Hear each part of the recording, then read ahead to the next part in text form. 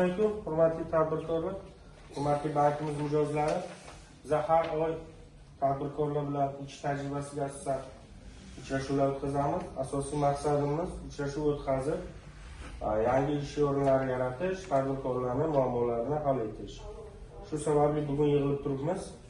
Bugun sana 16 dekabr uchrashuvimizni boshlaymiz. Hurmatli tadbirkorlar, kimda nima savol, nima masalasi bor? Men Samar agrofermer xo'jaligi rahbariman. Menga 100 kilovatlik quyosh paneli o'rnatish uchun kredit Tushunarli. Siz Samar agrofermer xo'jaligini tanimay o'zingiz mijozsiz. Sizga 100 kilovatli quyosh paneli uchun kredit ajratish kerak dalangizga va qo'shimcha ish o'rni yaratasiz. Tushunarli. Sizning masalangiz bizda qishloq xo'jalik bo'limi bor. Yigitlarga topshiriq beramiz. Sizning masalangizni ijobiy hal qilishga harakat qilamiz. Rahmat sizga o'zim. Hali kimda yana nima bor? Assalomu alaykum. Men Boboyeva Sarvinozman. Go'zallik saloni ochmoqchiman. Shuning uchun imtiyozli kredit so'rab murojaat qilib keldim. Tushunarli. Boboyeva Sarvinoz qaysi mahalladangiz? Qaysi mahalla? Skor mahallasidan 60-sonli qarorga asosan go'zallik saloniga kredit olmoqchisiz.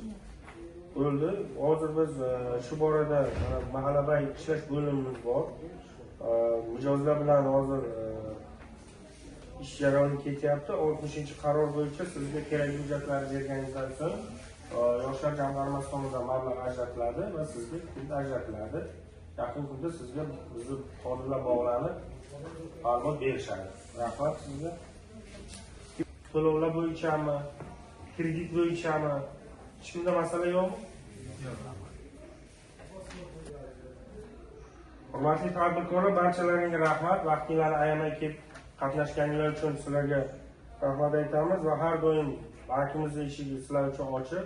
Kelib xohlagan vaqtda murojaatinglar bo'lsa aytishinglar mumkin. Biz qo'limizdan kelgancha murojaatinglarni ijobiy hal qilishga harakat qilamiz. Hammalaringga rahmat, sog' bo'ling.